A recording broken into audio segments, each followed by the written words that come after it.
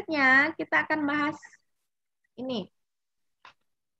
Perkembangan kuantitatif. Perkembangan kuantitatif. Perkembangan kuantitatif itu disebut dengan pertumbuhan. Pertumbuhan itu ke atas dan ke samping ya. Ke samping. Ya. Ya. Ke atas dan ke samping. Jadi dia bisa dihitung. Ada penambahan tinggi, berat, proporsi badan. Itu merupakan perkembangan kuantitatif. Itu bisa distimulus, teman-teman. Bisa, apalagi dalam masa anak usia ini. Ya. Bahkan ada stimulasi perkembangan motorik psikomotornya kalau di dalam pendidikan anak usia ini. Nah, kalau sudah masuk dalam pendidikan SD, SMP dan SMA, pertumbuhan ini jarang sekali untuk distimulasi. Yang lebih distimulasi adalah perkembangan kualitatif. Perubahan kualitatif atau perkembangan kualitatif itu bisa dilihat dari aspek psikofisik, ya, psikologi dan fisikalis. Yaitu berupa kemampuan berpikir, berbahasa, perubahan emosi dan sikap. Jadi perubahan, nah inilah yang akan lebih banyak kita bahas nantinya. Ya, karena kalau perkembangan kuantitatif itu lebih kepada gizi ya, bukan pembentukan peningkatan kapasitas soft skill-nya. Ini lebih kepada hard skill-nya, motoriknya. Makanya kalau di SD mulai dari TK ya, SD, SMP dan SMA itu wajib ada mata pelajaran olahraga. Itu stimulasinya dari sini. Tapi karena berhubung teman-teman adalah nanti tidak jadi guru olahraga, makanya kita akan membahasnya lebih kepada perubahan kualitatif. Perubahan kualitatif itu apa? Kemampuan berpikir, berbahasa, perubahan emosi dan sikap.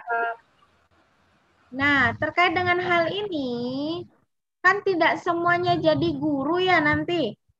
Ya kan? Iya. Ada yang sepertinya ini sudah mau habis ya. Oh gitu ya. Oke, kita coba ya.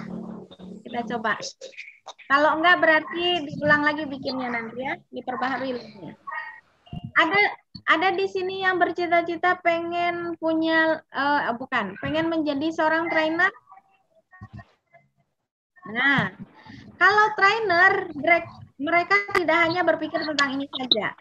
Tidak hanya tentang kemajuan, tapi kemunduran. Karena kalau seorang trainer itu peserta didiknya sangat beragam. Mulai dari anak usia dini sampai lanjut usia. Iya, kalau orang-orang yang sudah lanjut usia, mereka butuh pendidikan nggak, teman-teman? Butuh. Karena apalagi bagi orang-orang dewasa yang mereka sudah melakukan kegiatan gitu ya, seperti mereka pegawai gitu atau mereka trainer dulunya gitu ya. Jadi ada kemunduran aspek psikofisik. Biasanya kegiatan trainingnya itu lebih kepada menyiapkan hari tua yang bahagia kayak gitu ya. Capacity building untuk menjelang pensiun. Itu perlu nggak? Perlu sekali. Karena banyak sekali ditemukan lansia-lansia itu stres, kemudian takut gitu ya, karena sudah nggak ada pekerjaan, nggak ada uang masuk, takut ditinggalin anak gitu ya. Jadi ranah pelatihan untuk orang dewasa yang menuju lansia itu banyak sekali digemari saat ini. Nah, ketika seorang trainer, maka bukan hanya tentang kemajuan aspek psikofisik saja yang dia bahas, tapi juga kemunduran, pertimbangan. Misalnya nih, teman-teman, ngisi training untuk ibu-ibu. Temanya itu parenting. Parentingnya itu mengembangkan fitrah anak. Kalau sasarannya adalah orang tua, itu kan kadang-kadang matanya nggak jelas ya. Iya. Atau ini disuruh menghafal itu sudah nggak bisa ya kan? Jadi kemampuan berpikirnya sudah berkurang. Nah, inilah dari mata kuliah ini kita jadi tahu seperti apa peserta didik kita dan kira-kira penanganannya seperti apa, kemudian proses pembelajaran yang kita buat itu seperti apa. Jadi kita tahu nih kalau kayak teman-teman karena memang sudah mahasiswa gitu ya, cukup buka linknya bisa loh teman-teman sendiri yang bikin. Kalau anak PAUD bisa nggak? Nggak bisa. Nggak bisa, ya kan? Kalau orang-orang tua bisa nggak? Nggak bisa. Kalau berbentuk sebuah webinar atau pelatihan, ya udah pesertanya bikin sendiri linknya. Mau nggak mereka? Nggak mau mereka. Nah, karena saya sebagai pendidik tahu bahwa untuk mahasiswa mereka sudah, kalau untuk tahap berpikir mereka sudah tahap ke analisis. Bukan lagi kognitif. Mereka sudah masuk ke langkah analisis sintetis. Berbahasa pun teman-teman tugasnya beda sama anak PAUD ya. Berbahasa pun bukan hanya menyampaikan pendapat menurut saya lagi, tapi menurut pengalaman baik secara teoritis maupun praktis. Baru teman-teman menyampaikan pendapat teman-teman. Kemudian emosinya berbeda lagi kan? Anak TK, anak SD, anak SMP, dan SMA, perguruan tinggi, kemudian orang dewasa itu memiliki emosional yang berbeda. Nanti akan kita bahas. Kemudian sikap juga berbeda ya. Nah, inilah perubahan yang akan lebih kita banyak bahas melalui perubahan yang berbentuk kualitatif. Ya, perkembangan kualitatif. Selanjutnya, setelah adanya perkembangan, maka goals-nya adalah kematangan.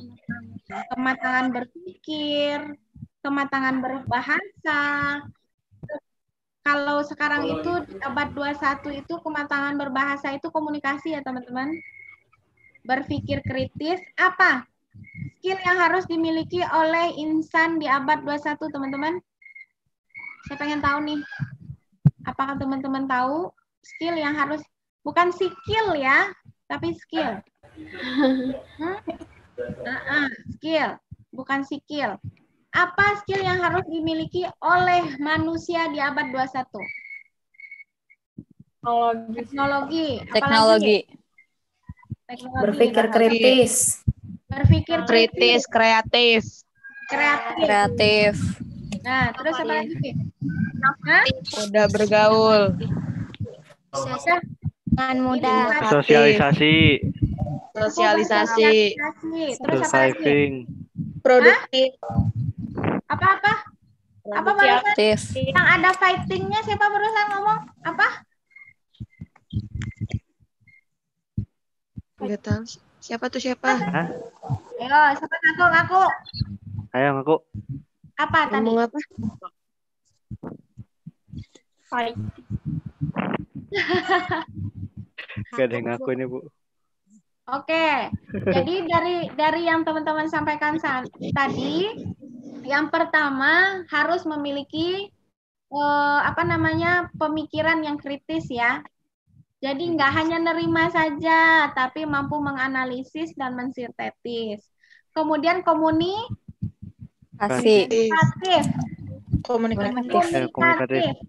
Bisa menyampaikan informasi dan cepat tanggap ketika menerima informasi. Maksudnya apa?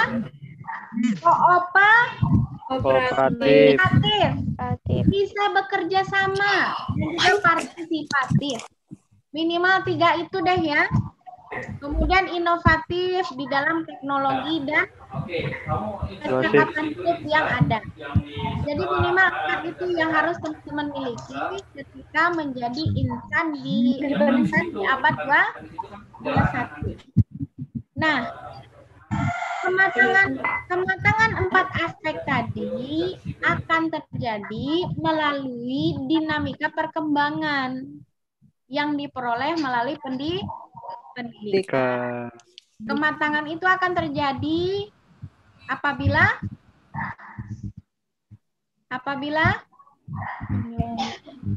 adanya stimulasi dan pengalaman yang dijalani oleh seseorang. Kematangan itu terjadinya dinamika dalam perkembangan yang disebabkan adanya kematangan dan pengalaman yang mendorong seseorang untuk memenuhi kebutuhan aktualisasi diri. Jadi salah satu kebutuhan seseorang itu ketika dia sudah matang butuh aktualisasi diri. Pengen didengerin, pengen nyampein pendapat seperti itu ya. Kematangan merupakan faktor internal. Ya. Jadi nggak ada tuh gue gini itu gara-gara orang tua gue karena kuliah di sana, gue karena ini karena yang nggak ada itu. Kematangan itu merupakan faktor internal yang dibawa setiap individu sejak lahir, seperti ciri khas, sifat, potensi dan bakat. Kemudian pengalaman merupakan intervensi faktor eksternal yang menyebabkan kematangan, terutama lingkungan sosial budaya. Salah satu di antaranya adalah sekolah. Nah, dengan kata lain, seperti ini ya skema pendidikan itu. Kematangan itu merupakan psikologis ya. Ya, kematangan itu adalah psikologis.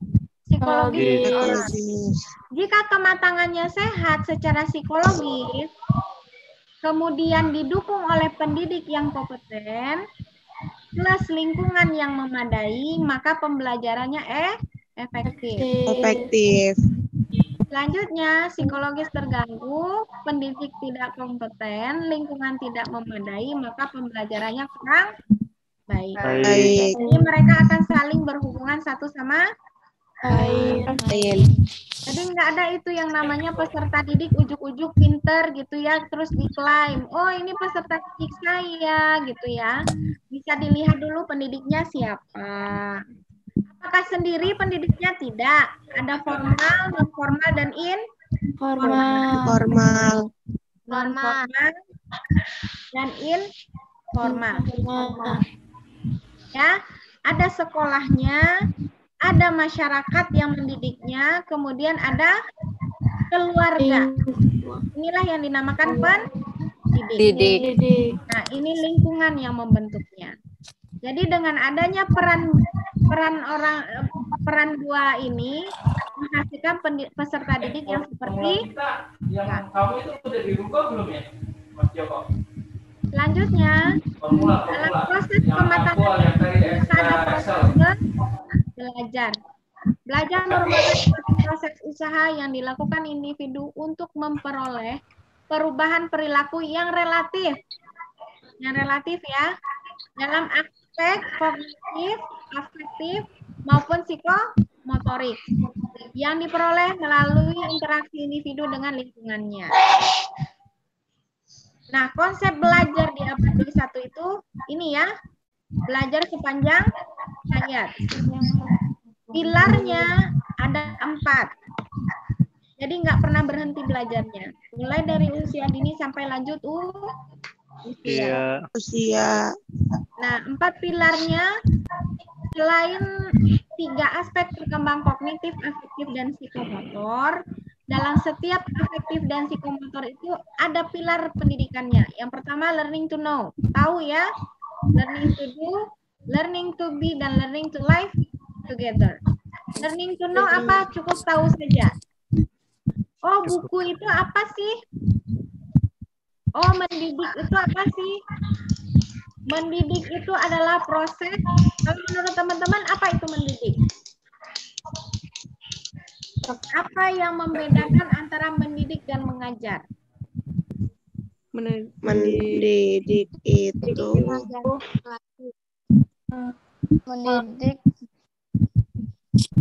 Mendidik itu proses transfer Pengetahuan. Pengetahuan. Kalau mengajar, menyampaikan ilmu.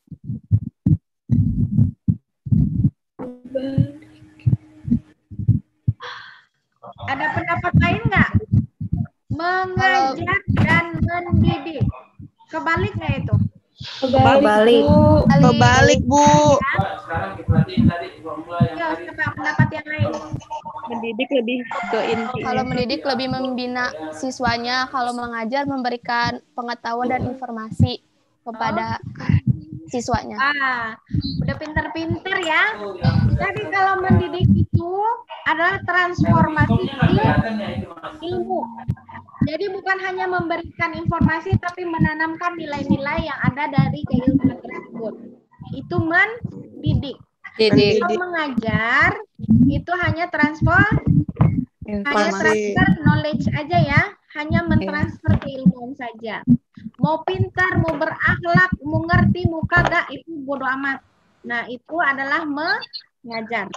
Kalau mendidik, memastikan bahwa keilmuan itu bukan hanya learning to know saja, tapi keilmuan itu bisa dia gunakan untuk hidup berdampingan dengan orang lain. Nah, inilah pilar pendidikan yang ada di abad 21. Tidak hanya hafalan saja, tapi apa sih yang dihafal? Bisa digunakan nggak? Oh, bisa digunakan. Buat apa? Bisa jadi sesuatu nggak? Gitu ya. Kemudian, ilmu yang didapat itu bermanfaat nggak buat kehidupan dia dan orang lain. Oke. Ini prinsip perkembangan ya. Yang pertama, prinsip perkembangan melibatkan perubahan. Karena manusia itu bersifat dinamis, tidak statis. Dinamis. Nah, ini hukumnya ya. Perkembangan awal lebih kritis. Lebih kritis itu maksudnya apa, teman-teman? Lebih sulit. Lebih sulit.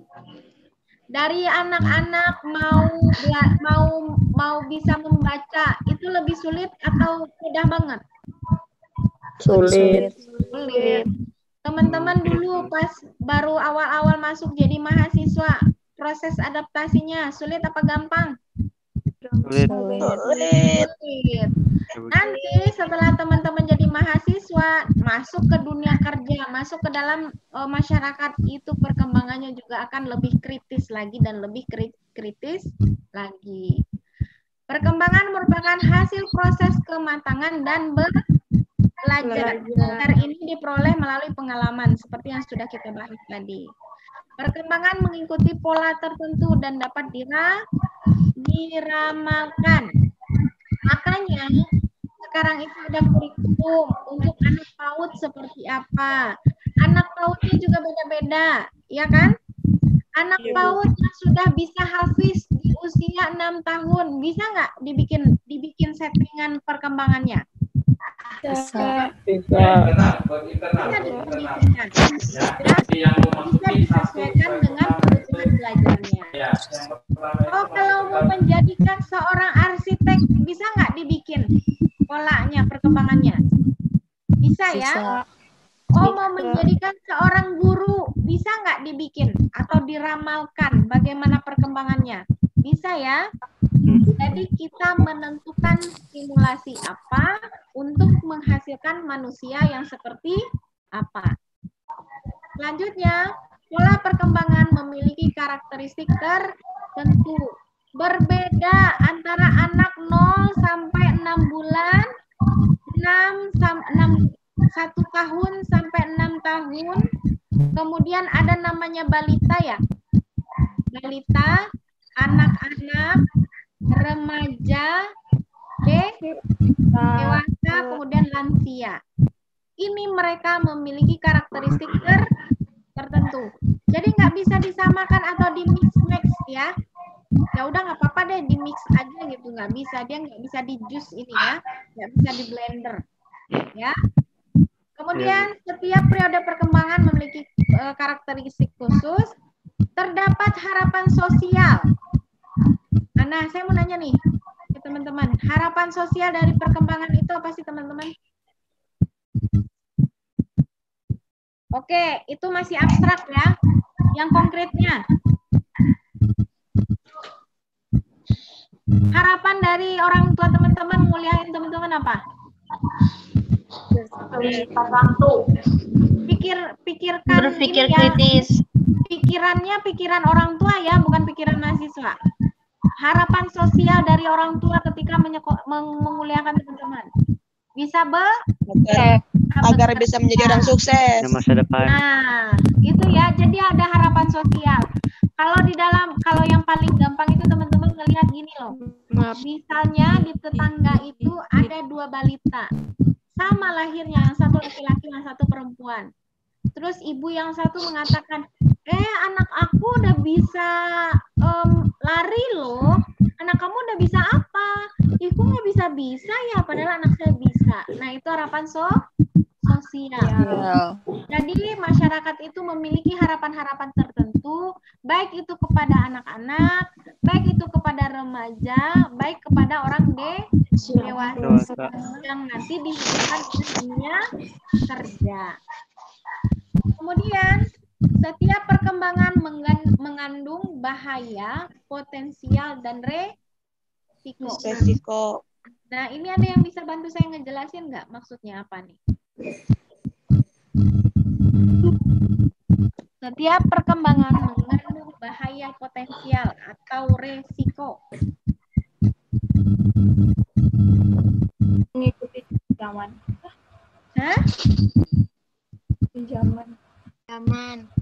Yang kedua berdasarkan komunikasi. Ayo yang berani atuh, masa keroyokan gitu saya nggak ngerti. Setiap perkembangan mengandung bahaya, potensial, komunikasi ke HRD. Biasanya Bu, kalau misalkan kebanyakan tugas itu bisa jadi kayak stres, itu kan mengandung bahaya potensial juga nggak sih? Ya, salah satunya begitu ya. Ya. Jadi terlalu obsesif misalnya ya. Iya. Wah, ini dikejar, habis itu Stres. habis itu depresi. Ada yang lain nggak teman-teman? Halo? Kalau salah mendidik, Bu, Ayo, apa? misalnya salah mendidik bisa jadi resiko juga. Nah, salah dalam memberikan stimulasi. Ya, salah dalam memberi stimulasi. Nah, pernah dengar kayak begini nggak teman-teman? Pembelajaran baru akan menghadirkan tanggung jawab baru. Pernah dengar? Nah, iya. Jadi akan mendapatkan bahaya baru. Bahayanya seperti yang kita bahas tadi ya. Bahaya yang tidak hanya bersifat negatif, tapi juga positif. Ya, pengalaman baru akan menghadirkan tanggung jawab baru. Nah, jadi akan selalu ada resiko. Resiko pinter resiko rajin apa? Bakal sering dikasih tugas. Ya kan? Bakal sering ditanyain. Bakal sering diminta tolong. Sering dicontekin. Nah, gitu. Wah, curhat ya. Serahan hati. Nah, setiap perkembangan itu pasti ada resiko. Kemudian kebahagiaan bervariasi pada berbagai periode perkembangan. Jadi, walaupun beresiko, individunya seneng gitu ya, bahwa dia sudah melalui atau melompati dari satu perkembangan ke perkembangan yang lain. Itulah prinsip dari perkembangan. Ya, seperti itu. Nah, untuk sekarang kita membahasnya baru ini saja. baru tentang apa itu perkembangan. Kemudian apa lagi tadi? Hubungan perkembangan dengan model pendidikan di abad 21. Kemudian prinsip-prinsip perkembangan itu apa? Sejauh ini ada pertanyaan, teman-teman? Ada pertanyaan? Belum. Ada? Kalau belum ada, teman-teman kita itu berapa SKS sih?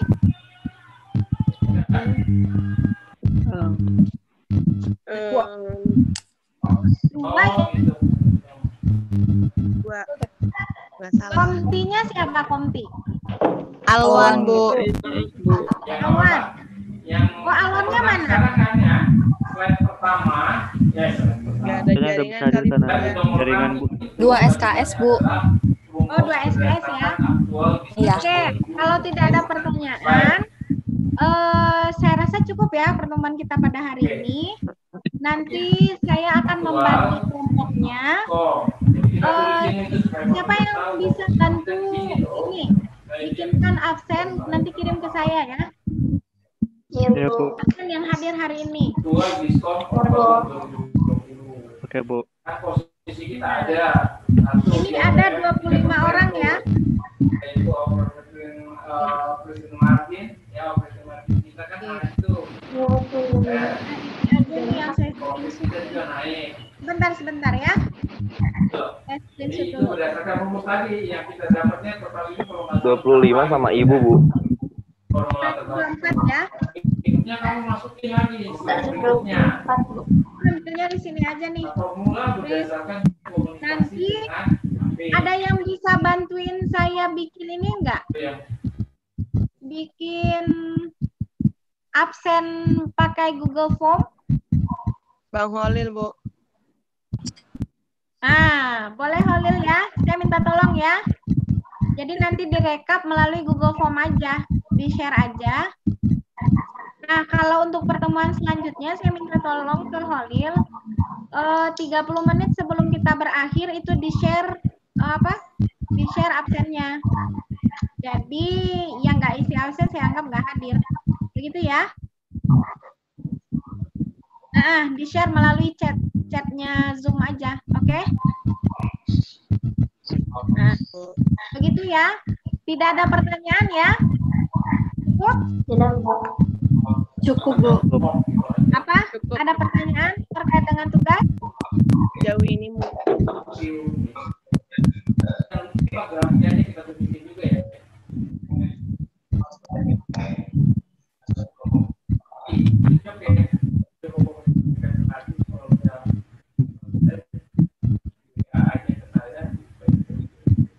Bukan direkam ya, tapi di videoin.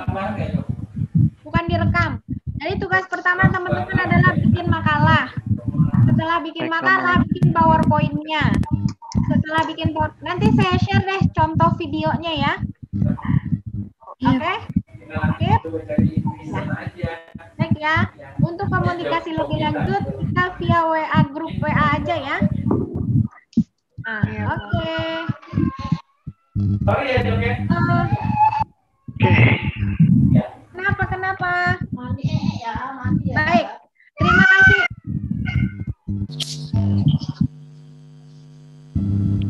Ini yang enggak dari edukasi ini gitu pusat. Ya.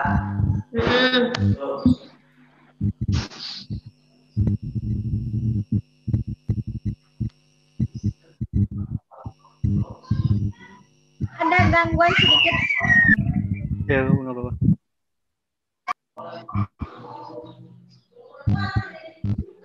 Baik, saya rasa cukup pertemuan kita hari ini ya. Bagi yang belum bisa bergabung, mudah-mudahan pekan depan itu bisa bergabung. Begini, Ya, Bu. untuk tugas, video, dan makalah, saya kasih waktu 2 pekan untuk membuatnya. Cukup? Cukup. Cukup, Bu. Cukup insya Allah ya. Cukup. Iya, Bu. Jadi 2 pekan ke depan Ya, kita Bu. nggak ada pertemuan ya. Baik, Bu.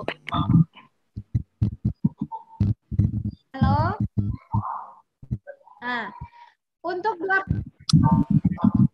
Nanti saya yang bagi. Oke? Nanti saya yang bagi. Oke, Bu. Nanti Khalil saya minta ininya ya, absennya ya. Tolong bagikan Google Form-nya, hasilnya kasih ke saya. Rekapnya. Ya. Saya tunggu besok, boleh besok. Jadi nanti saya bagi, terus saya bagi kelompoknya, terus saya share materi-materinya apa saja. Oke? Ya teman-teman, terima kasih untuk hari ini. Hari liburnya jadi saya ganggu. Terima kasih banyak ya. Saya mohon maaf. Ibu. Kita tutup Apa, Bu? perkuliahan kita dengan lafaz hamdalah. Alhamdulillahirrahmanirrahim. Sempurnakan dengan doa kifaratul majelis. Subhanakallah wa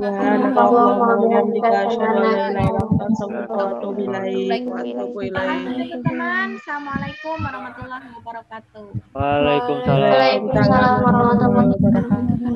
Terima kasih, Ibu.